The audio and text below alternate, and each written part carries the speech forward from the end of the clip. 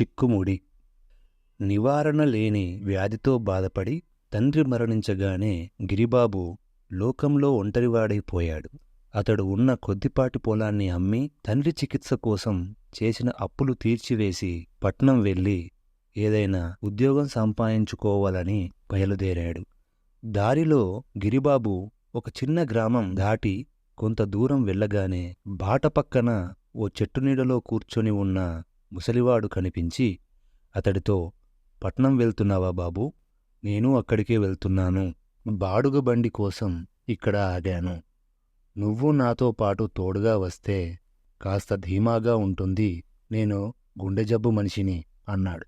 అప్పటికే నడకభారం గిరిబాబుకు చాలా అలసటగా అనిపించింది. బాడుగ బండి అనగానే ఉత్సాహంతో అతడు ఏదో అనబోయేంతలో ముసలివాడు, "మరోలా అనుకోకు బాబూ, బాడుగ బండికయ్యే ఖర్చు నాదే. ఈ మధ్య గుండె జబ్బుతో పాటు ఇతరాతర గొడవల వల్ల నాలో పిరికితనం పాలు పెరుగుతున్నది. అందుకే నిన్ను కాస్త సహాయంగా వెంట రమ్మంటున్నాను" అన్నాడు. "ఇంత చెప్పాలా తాతా? ఇద్దరం కలిసే వెళదాం" అన్నాడు గిరిబాబు.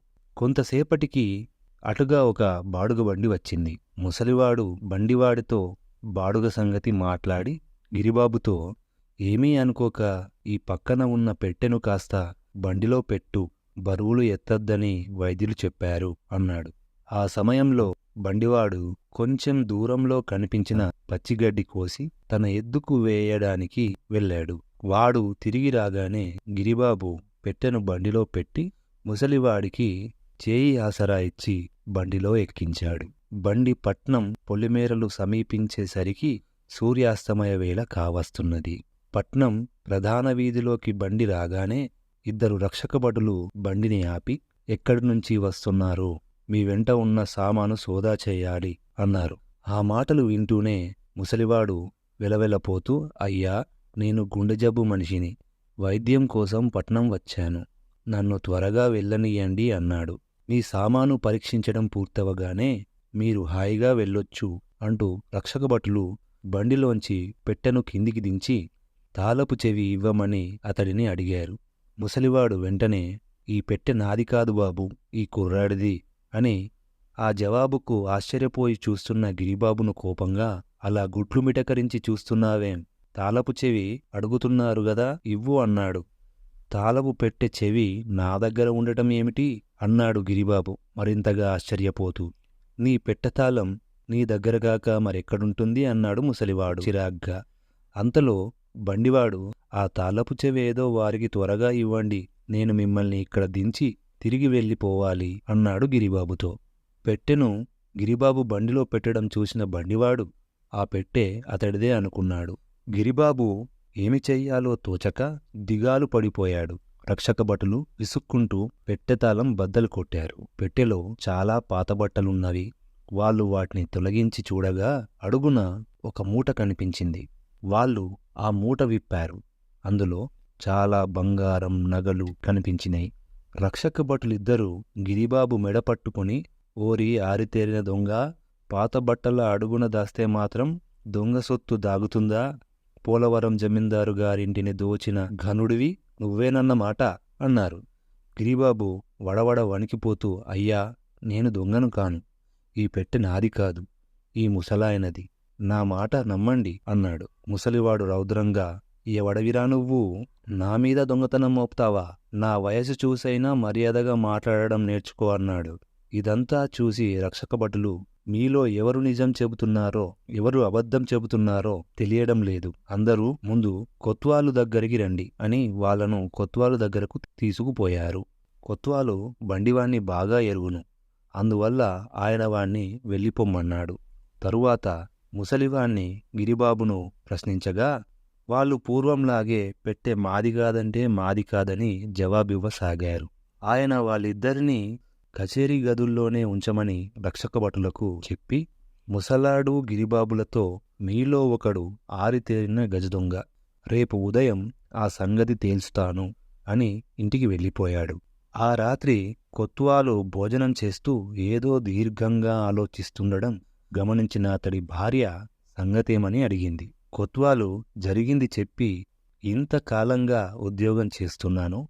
ఏనాడు ఇంత చిక్కుముడి ఎదురవలేదు అన్నాడు. కొత్వాలు భార్య కొంచెంసేపు ఆలోచించి, ఇది ఏదో చిక్కుముడి అన్న భ్రమతో పెద్దగా ఆలోచిస్తూ చిక్కులో పడ్డారు, ఇలా చెయ్యండి అని ఆ చెయ్యవలసిందేమిటో భర్తకు చెప్పింది.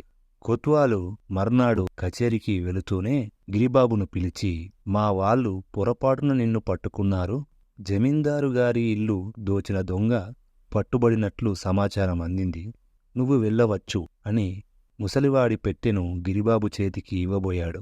పెట్టెను చూస్తూనే గిరిబాబు భయపడిపోతూ, అయ్యా, ఇది నాది కాదు, ఆ ముసలాయనదని మనవి చేసుకున్నాను, దీన్ని నాకిస్తారెందుకు అన్నాడు. బాడుగబండివాడి సాక్ష్యం ప్రకారం కూడా ఇది నీదే, ఎవళ్ళ సొత్తు వాళ్లకు అందజేయడం మా విధి, ఇక వెళ్ళు అన్నాడు కొత్వాలు కరుకుగా. ముందు అక్కడి నుండి బయటపడి తర్వాత ముసలివాడికి పెట్టెను ఇవ్వవచ్చు అనుకుంటూ గిరిబాబు పెట్టెతో సహా అక్కడ నుంచి బయలుదేరాడు. గిరిబాబు అటు పోగానే కొత్వాలు ముసలివాణ్ణి పిలిచి, నిర్దోషులైన మిమ్మల్ని అనవసరంగా అనుమానించాం, మీరు ఆ కుర్రాడు దొంగలు కాదని తెలిసింది, ఆ పెట్టెను కుర్రవాడికిచ్చి పంపేశాను, మీరు వెళ్ళవచ్చు అన్నాడు. పెట్టె తీసుకుని గిరిబాబు వెళ్ళిపోయాడని విని ముసలివాడు నిరాశపోయి ఎలాగైనా వాణ్ణి పట్టుకోవాలనుకుంటూ బయలుదేరాడు. అతడికి వీధి మలుపు తిరగగానే ఒక ఇంటి అరుగు మీద పెట్టెతో సహా కూర్చుని ఉన్న గిరిబాబు కనిపించాడు. ముసలివాడు చప్పున పోయి పెట్టెను తీసుకొని, ఒరే కుర్రవెదవా, 10,000 ఖరీదు చేసే నగలు తేరాగా పట్టుకుపోదామనుకున్నావా అన్నాడు. గిరిబాబు ఏమీ తొనక్కుండా, నీ పెట్టె నీకు ఇచ్చిపోదామనే ఇక్కడ కూర్చున్నాను, కొత్వాలు ఇందులో ఉన్నది దొంగ సొత్తు కాదన్నాడు, అయినా ఈ పెట్టె నీది కాదని రక్షకభటులకు ఆయనకు ఎందుకు చెప్పావో అర్థం కావడం లేదు, ఇక ఎవరి దారి వారిది, ముందు నేనెక్కడైనా చిన్న ఉద్యోగం సంపాదించుకోవాలి అంటూ అరుగు మీద నుంచి కిందికి దిగాడు. అంతలో వెనక నుంచి వస్తున్న కొత్వాలు ముసలివాడిని, గుండె జబ్బు తాతగారు, కాస్త ఆగండి, ఈ పెట్టెలో నగలు లేవు, ఉన్నవి పాతబట్టలు అని కేకవేసి అతన్ని కొంచెం వెనకగా వస్తున్న రక్షకభటులకు చూపుతూ, ఈ ముసలాడు గజదొంగ, పెట్టెలో దొరికినవి వీడు జమీందారుగారి ఇంట తస్కరించిన నగలే, వీణ్ణి ముందు ఖైదులో పెట్టండి అని ఆజ్ఞాపించాడు. గిరిబాబు నిర్ఘాంతపోయి, అసలు దొంగ దొరికాడన్నమాట, నేను నిర్దోషినని ఇప్పటికీ తమకు పూర్తి నమ్మకం కలిగినందుకు సంతోషంగా ఉన్నది అన్నాడు. కొత్వాలు అతడి ముందుకు వచ్చి భుజం తట్టి, నీ నిర్దోషిత్వమే కాదు, నీ నిజాయితీ కూడా రుజువైంది, మా కచేరీలో ఉద్యోగం ఇస్తాను, ఇష్టమేనా అని అడిగాడు. అంతకన్నా కావలసిందేమున్నది, తమ దయకు చాలా కృతజ్ఞుణ్ణి అన్నాడు గిరిబాబు ఆనందంగా. ఇంతటితో ఈ కథ సమాప్తం.